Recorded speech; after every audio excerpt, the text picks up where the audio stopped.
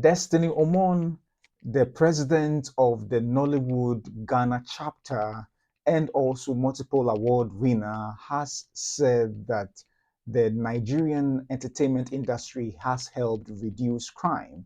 And also, Fast and Furious 11 has a release date in April 2027, and also Artist Equity, the production company by Ben Affleck and Matt Damon, has signed a three-part deal with Sony to distribute their films. These and more right here on the Film Mandate. My name is Papa Otu. Stay tuned.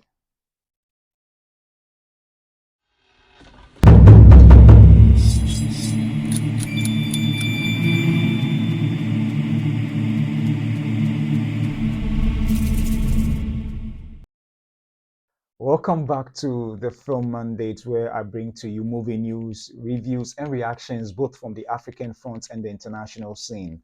Thank you so much for joining me for today's episode of the Film Mandate.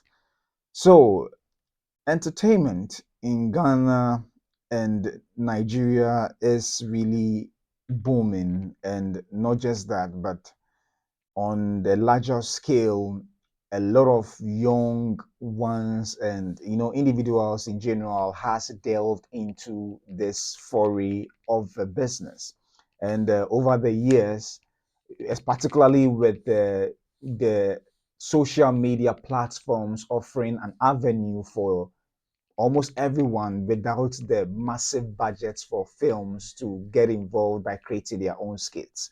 And as a result, this has helped made people be engaged rather than idle.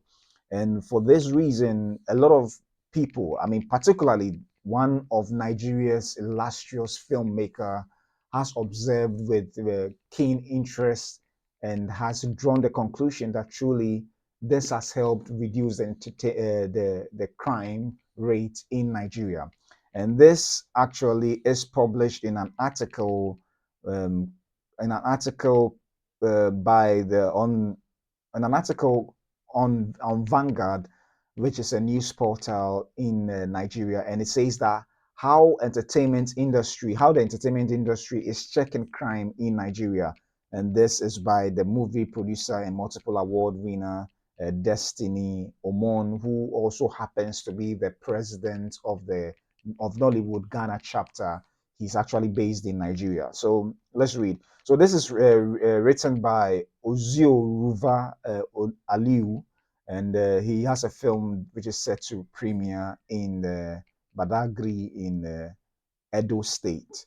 So I read Benin City, and Ghana-based Nigerian filmmaker Destiny Omon has said that the entertainment industry has helped check crime in Nigeria, as he said a movie, Badagry, pardon me, it's actually Badagry is a movie set to hit the big screens with top Nollywood actors and actresses, both from Nigeria and Ghana, featuring. Also, addressing a press conference of the movie to be first shown in Edo State, Omon also called on governments to support those in the industry so that those intellectually endowed but without financial wherewithal could remain in the business. According to him, let us understand that in Nigeria today, if not for entertainment, people would have been stealing pots of soup from people's homes. Nollywood films Nollywood films, skit making are engaging the people, so the government should not joke with it. They don't really need to give money to everybody, but the government can provide the needed equipment for movie makers like cameras, lights, and sound systems. These equipments can be placed at their reach, and then the government say, if you have a script, bring it, we will support you with these equipments to shoot, because most of these people have only their brains to bring out scripts. On the new film, he said has notable names in the movie industry, including veteran Nigerian actor Alex Osifo, Yemi Black, Jude Ohoha, Destiny Omon, Nike Adams, and Christian Alex. Billed to be screened for the first time at the Festival Hall in Government House, Benin City, Edo State on the 4th of July 2025.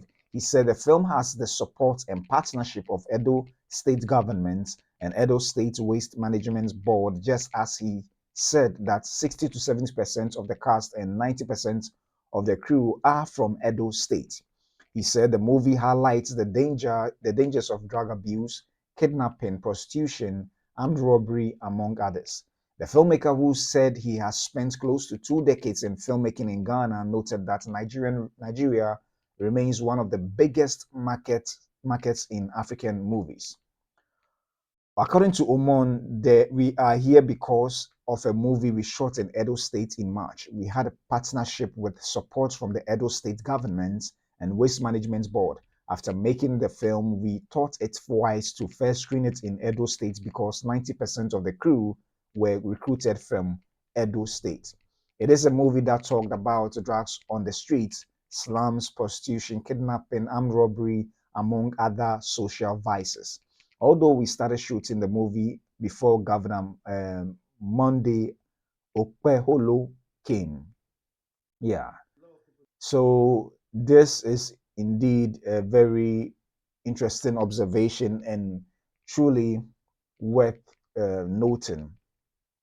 So Destiny Omon indeed has highlighted on how important or how relevant this industry or entertainment in general is helping curb social vices or crime in the streets of Nigeria. And not just that, but I think that in the world over, for those who have found their niche or potential or talent within the entertainment industry, they have not been left idle, but rather be engaged in creating content, perhaps something they really, really love and are passionate about. And particularly for those who have been monetized, let's say in the social media area, and are making some money off it to sustain their livelihood. So indeed, it is help curbing crime in a way. And he would know better because he's been in the industry for long, over about 2 decades, and he's produced such award-winning films like The King with No Culture, Across the Border, and Ogbozo. So he's had a foray in the industry, worked with people through his initiative and that of others, have helped people secure jobs one way or the other. It may not be regular because maybe he may be sort of trotting from place to place to shoot films based on the story, the need of the story and the script. So but through his initiative and that of others, he's been able to provide a form or semblance of employment, even though during a period of time, to others. And he's noted with keen interest how the entertainment industry have helped people secure jobs. And one of such is Bagdari. Let me mention the name, to get the name right again, for his new production, Badagry, which he shot in Edo State in Nigeria, though he's based in Ghana. He hails from Nigeria and went there to shoot the production. And this provided jobs for 90% of the crew members in Edo State, and 70% of the cast also from Edo State. So it is indeed exciting when filmmakers are able to contribute positively to the lives of people as a result of their craft and the productions they make. And I'm glad that the Governor Monday of Edo State actually has supported, and even an institution in the same state have lended its support to this particular production, because indeed it does bring revenue to the state, even directly and indirectly, because at the end of the day, all these people who have been employed would be taxed. And beyond that, at least it contributes to the economy of that state. And it's not just that, but all the world over, that is what film production also does. It brings about production, some form of revenue, directly or indirectly, to whichever community or state or town or city that these productions actually occur in. So it is indeed something, the call on the government of the day to support the film production is is a step in the right direction.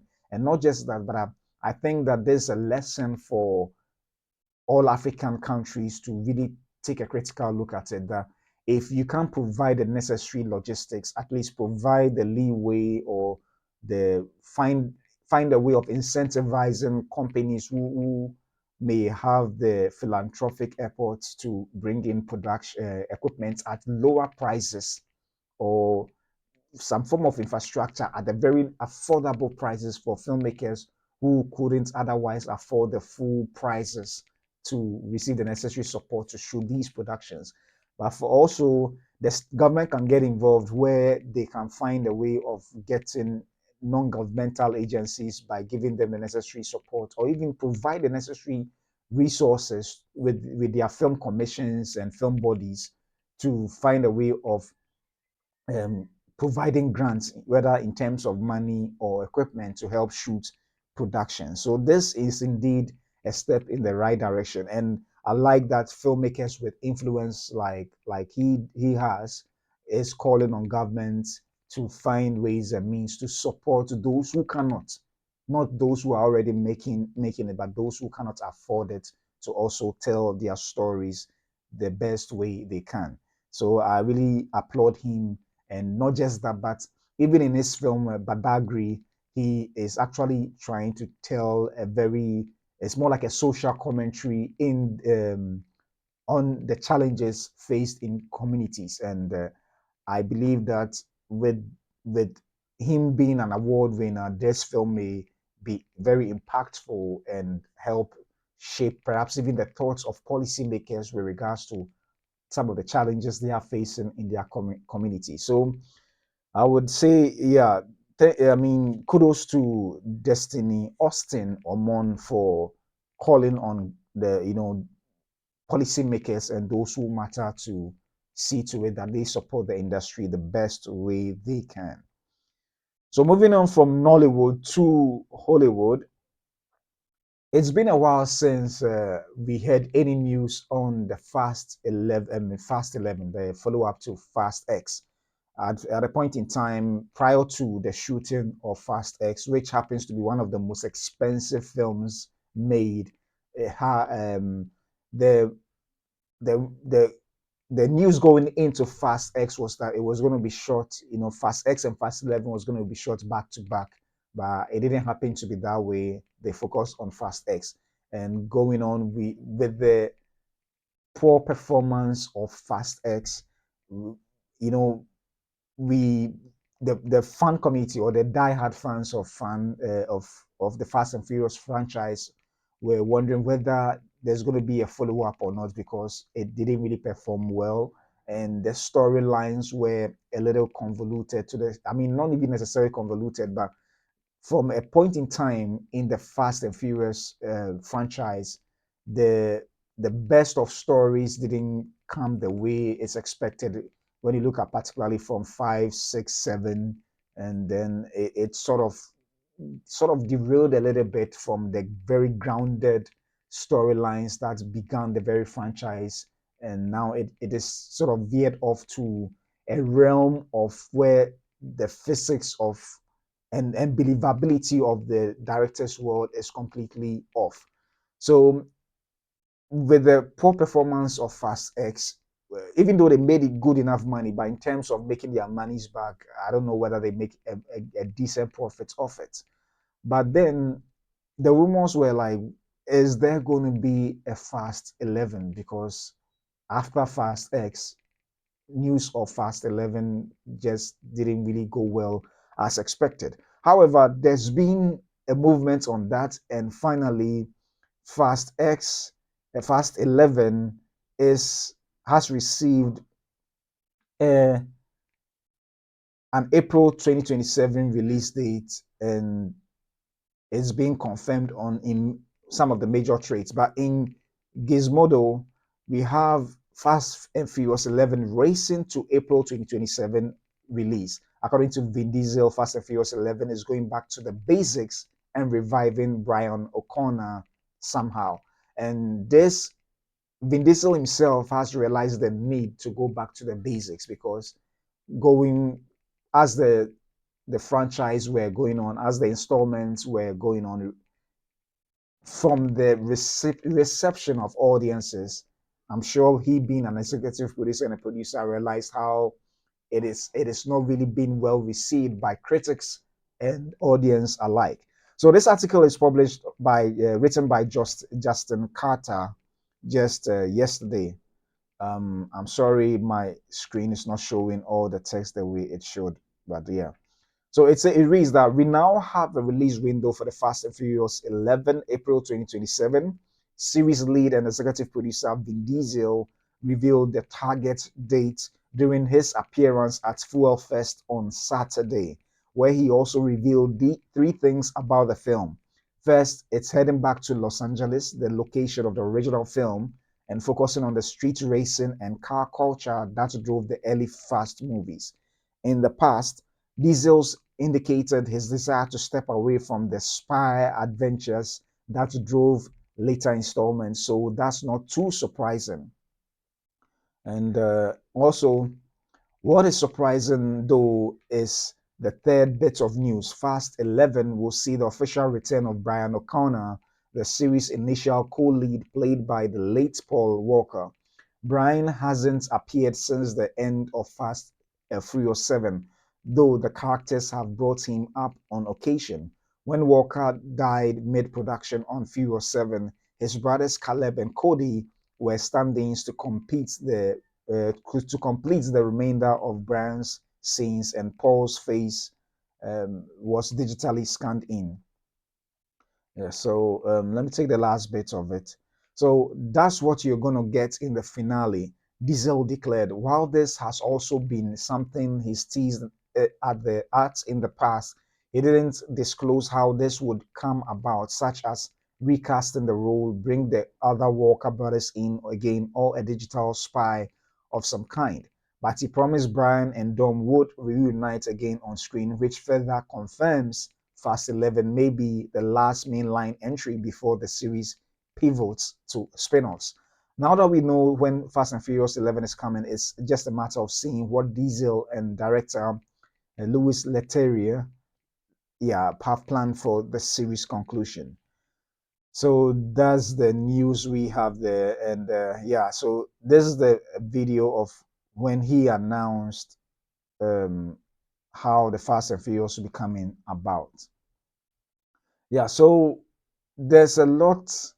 I mean, there's a lot of fans who love the Fast and Furious franchise, and I expectant of the conclusion. Just as, I mean, at the time, the Sony heads were saying that after 11 there will be spin-offs, and one of such spin-offs actually happened way earlier, and that is Hobbs and Shaw, which featured or starred Dwayne Johnson and Jason Statham, which received such a good reception from both critics and what's it called, the audience alike. And it also starred Idris Elba as the villain of that particular movie. But since then, we've never had any developments on that front.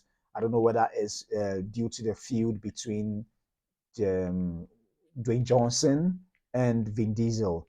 But I'm sure soon enough, we are all hoping, for those who love the Fast and Furious movies, we are all hoping that they will smoke the peace pipe so that they will go and develop this further.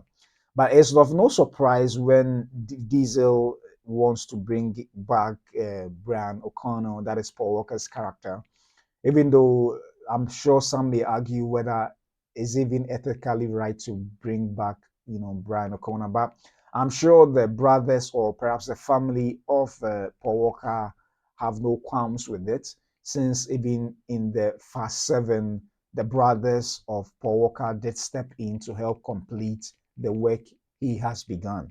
So it is indeed of no surprise, but some would also want to argue whether wouldn't there be the need to recast him instead to continue, since perhaps they are looking towards doing spin-offs, which may perhaps also include Paul Walker's character in some of the spin-offs.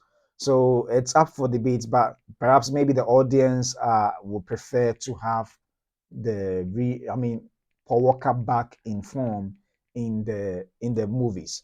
But regardless, you cannot deny the star power of both Vin Diesel's character and that of Paul Walker's character teaming up on screen to do exploits together. So it is indeed something I'm sure most fans will be looking out for, and whether that's going to provide some form of nostalgic moment for for the times when Paul Walker was alive and part and central to the stories of Fast and Furious X. But however, with the release date of April 2027, it is perhaps pointing to the fact that maybe pre-production work is already on the way. As to whether a script has been finally, logged in, I'm not sure that has been done yet, but I'm sure they are working hard on making that a possibility. But I like the fact that he's scaling back to the basics where it was more about cars, it was more about the story, the character, and the people, rather than just the spy adventures, which at a point in time went too far beyond believability. So hopefully this should bring us back to the very basics where the stories were much grounded and focused on car racing and the cars and others and the family, just as Vin Diesel's character always wants to portray. So yeah, it's good, and I'm hoping sooner than later we get to see the movement on the production, and looking forward to what would become of Fast 11. Now, moving on from one story to the other, about 2022, we had Ben Affleck and Matt Damon form a different company from their old one, which was, I think, Pale something. I don't know whether the name was inspired by the Pearl Harbor movie that Ben Affleck starred in. But then they had the Pearl Street films, which which they had prior to um, Artist Equity, and they formed Artist Equity with the idea of empowering creators by giving them more freedom and then fairer compensation with regards to the revenue when it comes in. And I think that was a laudable and very admirable efforts being done by filmmakers like Matt Damon and Ben Affleck, who have been in the industry for over 3 decades, maybe even more. Yeah, for over 3 decades. So they've in 2022 they did form Artist Equity, and finally they have a major distributor who is going to back them in the company, that is the company Sony. So in the Hollywood Report, it says that Sony signs theatrical pact with Matt Damon and Ben Affleck's Artist Equity. The 3-year agreements will see the studio distribute Artist Equity's theater-bound films globally, and it's written by Mia Gallupo. And it says that Sony is now the theatrical home for Ben Affleck and Matt Damon's Artist Equity. Sony has signed a 3-year agreement that will see the studio distribute Artist Equity's theatrical films globally. Sony will finance the films and handle all the ancillaries, with Artist Equity having the option to co-finance individual projects, said Tom Rothman, chairman CEO of Sony Pictures Motion Picture Group. Now that Ben and Matt and their team have set their sights firmly on the high bar of the theatrical market, Sony is lucky as hell to be partnering with them. We look forward to making a bunch of hit films together. Added Affleck, it's an honor to make films for the magical dark room where we come together with strangers to project our innermost secrets onto a screen, surrendering to a story together, agreeing to share the same flickering dream. I'm grateful for the opportunity to bring movies to a global audience with the entire expert Sony team. Artist Equity, run by Affleck Damon and Redbird Capital's Jerry Cardinale, has upcoming features that include the action movie RIP or RIP, starring Affleck and Damon, and the Affleck directed thriller Animals, both for Netflix. Artist Equity would still develop and produce features for streaming outside of their theatrical pact with Sony. Most recently, Access Equity released the Accountant 2 with Amazon, with the theatrical box office bringing in $102 million worldwide. Other titles include the Doug Liman directed The Instigators for Apple TV Plus and the Bill Corden musical The Kiss of the Spider Woman, out October 10th via Lionsgate. Yeah. So it is indeed good news all around, looking at the impact artist equity wants to make in the Hollywood system. Most often than not, when movies are produced, the residuals of films are always go up to the above the line crew. However, Ben Affleck and Matt Damon are looking to change things in Hollywood by ensuring that a number of the below the line creatives also receive some of these residuals, making it a fairer compensation for everyone involved, because ideally it is indeed factual that not only the above the line but also the below the line cast and crew help contribute to the success of a film. So it does make sense that um, they all share in the compensation one form or the other. It does not mean that yes, they have to receive equal compensation, but then if a little can trickle down to every member or most members of the below the line crew or cast, it does help to secure their life, one way or the other, particularly if the films are very successful. So I like the purpose or the mission with which Ben and Matt are pursuing this, and not just that, but to have Sony be a major distributor for their films is indeed going to help bolster their mission, in the sense that they will receive wider theatrical releases for their films, which in turn will translate into bigger box office receipts for the purposes for which they have set up this company. And I'm sure CEO Rothman is so excited about this, because to have these two who are star powers and you have Matt Damon, a very powerful film actor, and Ben Affleck, also a film actor and a director, award-winning director.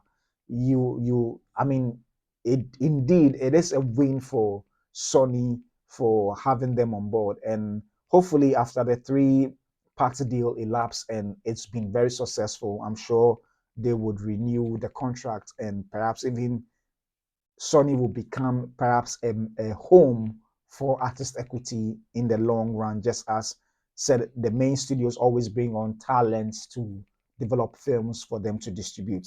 So this is indeed a good news to hear, and I'm sure Ben and Matt will be bringing in some powerful stories down the line for us to really enjoy, and that is one thing I will be looking forward to personally. So this sums up my stories for today's episode. However, since it's been today's Monday and we've just come from the weekend, I thought we would take a look at as to how some of the films that were released over the weekend are performing worldwide. Pardon me, performing worldwide. So let's start with the North American market and take a look at some of the films that performed over the weekend, the top 10 actually. So on the box office mojo, between the dates 27th to 29th of June, these are the top 10 films that performed over the weekend. So we have the F1 movie, F1 the movie released over the weekend with a $55.6 million in the North American market, distributed by Warner Brothers, by produced for Apple. And then in How to Train Your Dragon was at number one last week and has dropped to number two and added $19.4 million to a total domestic cum of 200,056,915 dollars. Still at number three, maintaining the same position, is Elio, which made $10.7 million. this weekend, and also has a total of $42,225,747 for the Walt Disney Studio. Megan 2.0, which released just this past weekend, is at number 4 with $10.2 million for Universal. And also dropping from number 2 to number 5 is 28 Years Later, and it has made $9.7 million. Then the total domestic box office is $50,353,547. Lilo and Stitch has dropped from number 4 to number 6 and has added $6.9 million to a total domestic box office of $470,070,904. And number 7 from number 5 is Mission Impossible: The Final Reckoning, which has added $4,150,000 to a total and has made a total domestic box office of $185,996,365. And number 8 from number 6 is Materialist and has made $2,999,423, and that's the total domestic box office is $30,401,382. At number 9 from number 7 is Ballerina, and it's made $2,130,107, and the total domestic is $55,473,000. And number 10 is Karate Kid Legends for number 8, made $1 million, and the total domestic is $51,592,188. So this is the domestic box office for movies that released worldwide. I mean, that released domestic in the North American market. So moving on from the North American market to the worldwide, let's see the top 10 that are performing on the box office chart today. And at number 1 is still Neza 2 with 1,899,639. So sorry, $1,899,639,136. And number 2 is still Minecraft with $954,427,365. And number 3 is Lilo and Stitch with $945,970,904. And number 4 is Mission Impossible: The Final Reckoning with a total of $561,996,365. And number 5, you have How to Train Your Dragon with $454,435,915. And at number 6, Captain America: Brave New World is at $415,101,577. And number 7 is Thunderbolts Asterix, or what the new title says, The New Avengers, is $381,652,163. And at number 9 is Final Destination Bloodlines, is $283,289,961. And number 10 is Snow White at $205,679,000 and then $463. So at the moment, it looks like no new films have joined this top 10 as yet. We have some new films, but they are within the 10 to 20 bracket. And the Ballerina is in there, 28 Years Later is in there, and as well as Karate Kid Legends and Accountant 2. So no new films have joined since last week, and maybe next week there'll be some new films joining as well. So this brings me to the end of the film mandate for this particular episode. I hope you enjoyed yourself, and thank you so much for joining me. I really appreciate your presence and you tuning in every week to check out what I have for you. So I'll be coming your way again tomorrow with another episode of the film mandate. My name is Papa O2. See you soon.